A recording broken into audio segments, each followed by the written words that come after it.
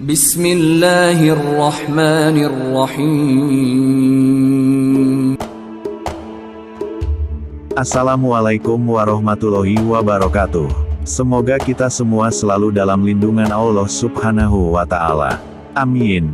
Kisah ini berasal dari cerita Nabi Muhammad yang menceritakan tentang seorang nabi yang hidup di zaman Romawi, yang bernama Samun al-Ghozi. Beliau adalah nabi dari kalangan Bani Israel, yang juga merupakan hakim ketiga terakhir pada zaman Israel kuno. Kisah tentang 1000 bulan, berawal dari seorang Nabiullah yang bernama Nabi Samun al-Ghozi. Nabi dari kalangan Bani Israel. Beliau adalah hakim ketiga terakhir pada zaman Israel kuno. Nabi Samun al-Ghozi memiliki beberapa nama. Dalam bahasa Arab, beliau disebut dengan Syamshaun atau Syamun. Dalam bahasa Ibrani, disebut Simson. Dalam bahasa Tiberias, disebut Simson. Dalam Alkitab Nasrani, disebut Samson. Nama Syamun sendiri artinya, yang berasal dari matahari, sedangkan al-Ghozi, artinya, yang berasal dari Gazi, Gaza, Palestina sekarang. Suatu ketika Nabi Muhammad berkumpul bersama para sahabat di bulan suci Ramadan.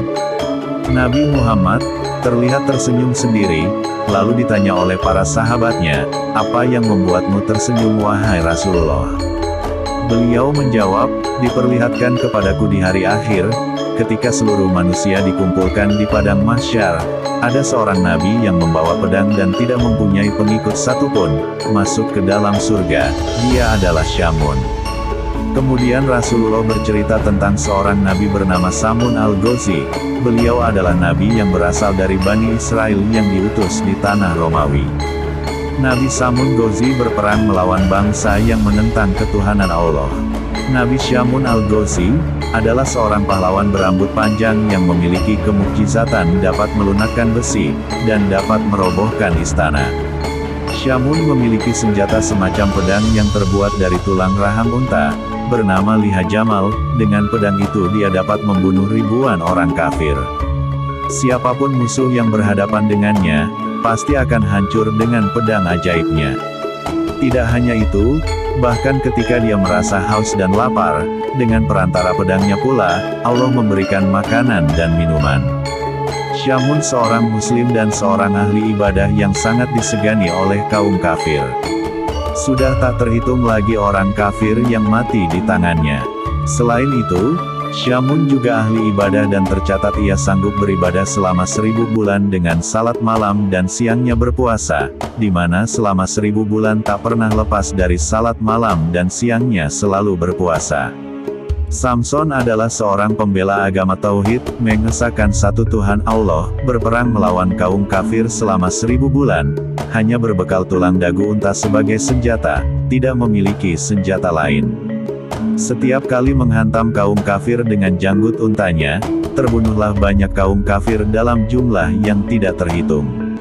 Ketangguhan dan keperkasaan Nabi Samun dipergunakan untuk menentang penguasa kaum kafirin saat itu, yakni Raja Israel. Menghadapi kesaktian Nabi Samun al-Ghozi, membuat para kafirun kewalahan. Mereka mencari jalan untuk bisa menundukkannya. Dengan segala kehebatannya itu, ia dibenci oleh para musuh, terutama dari golongan orang kafir. Akhirnya, dibuatlah rencana untuk membunuh Syamun. Akhirnya sang Raja Israel mencari jalan untuk menundukkan Nabi Samun. Berbagai upaya pun dilakukan olehnya, sehingga akhirnya atas nasihat para penasehatnya diumumkanlah, barang siapa yang dapat menangkap Samun Ghozi, akan mendapat hadiah emas dan permata yang berlimpah. Akhirnya ide licik pun ditemukan. Mereka menawarkan hadiah berupa uang dan perhiasan yang berlimpah kepada istri Nabi yakni, istri Samson, dengan syarat ia bersedia melumpuhkan suaminya. Istri Nabi yang ternyata seorang kafir, sangat tergiur oleh hadiah itu. Mereka kemudian memanfaatkan istri Syamun, untuk ikut membantu membunuh Syamun. Samun Ghozi terpedaya oleh istrinya dan dikhianati istrinya sendiri dan pada akhirnya istrinya mendapat balasan yang setimpal dari Allah. Setelah dirayu dengan imbalan yang menggiurkan, sang istri mengiyakan ajakan kaum kafir untuk membunuh Syamun suaminya sendiri. Karena ada iming-iming harta benda yang banyak, si istri akhirnya mau melakukan kejahatan itu. Maka orang kafir memberikan ide agar dia mengikat tangan dan kaki Syamun sewaktu tidur, untuk kemudian akan dibunuh dengan beramai-ramai. Para pembesar-pembesar kafir berkata, kami akan memberimu seutas tali kuat, ikatlah tangan dan kakinya ketika dia tidur, nanti setelah itu kamilah yang bertindak untuk membunuhnya. Pada hari pertama istri Syamun gagal karena ketiduran yang disebabkan karena suaminya terlalu lama mengerjakan salat malam. Lama waktunya itu sehingga membuat istri Syamun tak kuasa menahan kantuk yang amat sangat. Memang Syamun tidurnya hanya sedikit saja dalam semalam, di mana malam-malamnya hanya dipergunakan untuk beribadah kepada Allah. Keesokan harinya, istri Syamun lapor kepada kaum kafir Quraisy, bahwa dia belum berhasil mengikat tangan dan kaki suaminya. Mereka tidak mempermasalahkan hal ini. Pada hari kedua istri Syamun berhasil mengikat suaminya ketika tidur dengan seutas tali yang kuat. Tatkala Syamun bangun dan ingin beribadah kepada Allah, ia terkejut karena kedua kakinya terikat. "Wahai istriku, siapakah yang mengikatku dengan tali ini?" tanya Syamun kepada istrinya. "Aku yang mengikat, hanya sekedar mengujimu sampai sejauh mana kekuatanmu," ujar istrinya. Syamun dengan mudah dapat melepaskan tali yang mengikatnya dengan satu ucapan doa. Kemudian Syamun lalu bergegas menuju tempat peribadatannya. Maka gagallah rencana pembunuhan pada hari kedua itu. Namun, setelah itu, musuh-musuh kafir datang lagi dengan membawa rantai dan istri Syamun siap mengikat suaminya lagi pada keesokan malamnya. Pada hari ketiga istri Syamun di hari ketiga itu berhasil lagi mengikat suaminya dengan rantai yang diberikan oleh orang-orang kafir. "Wahai istriku, siapakah yang mengikatku kali ini?" tanya Syamun dengan nada agak marah ketika bangun dari tidur. "Aku yang mengikatnya, sekedar untuk mengujimu," jawab istrinya. Namun, dengan sekali hentakan Syamun dapat menghancurkan rantai tersebut. Lalu Syamun segera menarik tangannya dan memotong rantai itu. Kemudian istrinya pun segera membujuk suaminya agar mau menceritakan rahasia kekuatan tubuh yang dimiliki suaminya. Akhirnya Syamun bercerita juga, jika sebenarnya ia adalah seorang wali dari sekian banyak waliullah yang hidup di dunia ini. Syamun berkata, "Wahai istriku, aku wali di antara wali kekasih Allah, segala perkara dunia ini tidak ada yang sanggup mengalahkan diriku. Aku punya rambut panjang ini, ketahuilah bahwa tidak ada seorang pun yang mampu mengalahkanku dalam perkara dunia kecuali rambutku ini," jelas Syamun. Syamun memang memiliki rambut yang panjang dan panjangnya digambarkan bahwa ujung rambutnya akan menyentuh tanah saat Syamun berdiri. Karena sudah mengetahui kelemahan suaminya, akhirnya pada saat Syamun tidur mulailah istrinya mengikat tangan Syamun dengan 4 helai rambutnya dan mengikat pula kakinya dengan 4 helai rambut milik Syamun, sementara ia tetap dalam tidurnya. Setelah bangun, Syamun bertanya, "Wahai istriku, siapakah yang mengikatku ini?" "Aku, untuk mengujimu," jawab istrinya yang mulai ketakutan. Setelah itu Syamun berusaha dengan sekuat tenaga untuk melepaskan ikatan itu, namun dia tidak berdaya untuk memotongnya. Si istri langsung saja memberitahukan kepada kaum kafir tentang hal ini. Nabi Syamun al-Ghaziyah selalu dibawa ke istana ke hadapan raja para kafirun, lalu diikat pada tiang utama istana dan dipertontonkan kepada khalayak istana. Mulailah mereka memotong kedua telinga, bibir, kedua tangan dan kakinya. Tidak hanya itu, Nabi juga disiksa dengan dibutakan kedua matanya.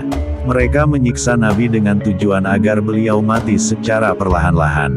Istrinya yang jahat, ikut pula menyaksikan penyiksaan tersebut tanpa rasa belas kasihan. Astagfirullah, sungguh biadab orang kafir. Begitu hebatnya siksaan tersebut, membuat Allah lewat perantaraan malaikat Jibril berbicara dengan suaranya yang hanya bisa didengar oleh Nabi Syamun al-Ghaziyah. "Hai Syamun, apa yang engkau inginkan? Aku akan menindak mereka." Nabi Syamun menjawab, "Ya Allah, berikanlah kekuatan kepadaku hingga aku mampu menggerakkan tiang istana ini, dan akan kuhancurkan mereka dengan kekuatan dari Allah." Bismillah. La haula wala quwata illa billah. Tiangnya juga ikut roboh dan hancur lebur, istana yang dijadikan tempat pembantaian itu juga turut hancur dan atapnya menimpa orang-orang kafir dan semuanya mati. Begitu juga dengan istrinya, juga ikut tertimpa reruntuhan gedung istana Raja Kafir. Mereka semua mati tertimpa reruntuhan bangunan istana dan terkubur di dalamnya. Hanya Syamun sendiri yang selamat, lalu Allah mengembalikan seluruh anggota badan yang telah terpotong dan menyembuhkan segala sakitnya. Setelah peristiwa itu, Nabi Syamun al-Ghazias bersumpah kepada Allah akan menebus semua dosanya dengan berjuang menumpas semua kebatilan dan kekufuran selama 1000 bulan tanpa henti. Nabi Syamun as menyibukkan diri dalam beribadah kepada Allah. Malam hari dilalui dengan memperbanyak salat malam, sedangkan siangnya beliau berpuasa. Beliau menjalankan ibadahnya selama 1000 bulan hingga ajalnya tiba. Ketika Rasulullah selesai menceritakan cerita Nabi Syamun Ghazias yang berjuang fisabilillah selama 1000 bulan, salah satu sahabat Nabi berkata, "Ya Rasulullah, kami ingin juga beribadah seperti Nabiullah Syamun Ghazi." Kemudian Rasulullah diam sejenak. Kemudian malaikat Jibril datang dan mewahyukan kepada beliau, bahwa pada bulan Ramadan ada sebuah malam, yang mana malam itu lebih baik daripada 1000 bulan. Itulah Lailatul Qadar yang jika kita mendapatkannya, maka malam itu lebih baik daripada 1000 bulan. Pada kitab Qisasul Anbiya, dikisahkan, bahwa Rasulullah Muhammad tersenyum sendiri, lalu bertanyalah salah seorang sahabatnya, "Apa yang membuatmu tersenyum wahai Rasulullah?" Rasulullah menjawab, "Diperlihatkan kepadaku hari akhir ketika di mana seluruh manusia dikumpulkan di mahsyar. Semua nabi dan rasul berkumpul bersama umatnya masing-masing, masuk ke dalam surga. Ada salah seorang nabi yang dengan membawa pedang, yang tidak mempunyai pengikut satupun, masuk ke dalam surga, dia adalah Syamun." Setelah mendengar kisah Nabi Syamun al-Ghazi, para sahabat Nabi Muhammad menangis terharu. Bertanya sahabat kepada Nabi Muhammad, "Ya Rasulullah, tahukah baginda akan pahalanya?" Rasulullah menjawab, "Aku tidak mengetahuinya." Setelah Rasulullah selesai berkisah, Allah menyuruh malaikat Jibril datang kepada Nabi Muhammad dan menurunkan surat Al-Qadar. "Hai Muhammad, Allah memberi Lailatul Qadar kepadamu dan umatmu. Ibadah pada malam itu lebih utama daripada ibadah 1000 bulan," ujar malaikat Jibril. Mendengar berita itu, Rasulullah menyuruh sahabat-sahabatnya untuk berburu malam Lailatul Qadar agar mendapatkan pahala seperti yang Allah berikan kepada waliullah Syamun al-Ghazi. Apabila fajar telah terbit di malam Qadar, maka malaikat Jibril berkata, "Wahai para malaikat, kumpul kemari dan kumpul kemari." Para malaikat, "Ya Jibril, apa yang Allah perbuat untuk kaum muslimin di malam ini dari umat Muhammad?" Jibril, "Sesungguhnya Allah memandang kepada mereka dengan penuh kasih sayang. Allah memaafkan serta ngampuni dosa-dosa mereka, kecuali 4 kelompok." Para malaikat, "Siapa 4 kelompok itu ya Jibril?" Pertama, orang yang membiasakan diri minum arak, mabuk-mabukan. Kedua, orang yang durhaka kepada orang tua. Ketiga, orang yang memutus silaturahmi. Keempat, orang yang bertengkar, yaitu pertengkaran dengan sesama yang belum damai dalam jangka waktu 3 hari. Kisah ini bersumber dari kitab Durratun Nasihin, pada bab Lailatul Qadar, kitab Mukasyafatul Qulub, dan kitab Qisasul Anbiya, Al-Imam Ghazali. Terima kasih sudah menonton, semoga kita bisa mengambil ibrah positif dari cerita Syamsun al-Ghazi. Jangan lupa like, komen, dan subscribe ya sahabat semuanya. Wassalamualaikum warahmatullahi wabarakatuh.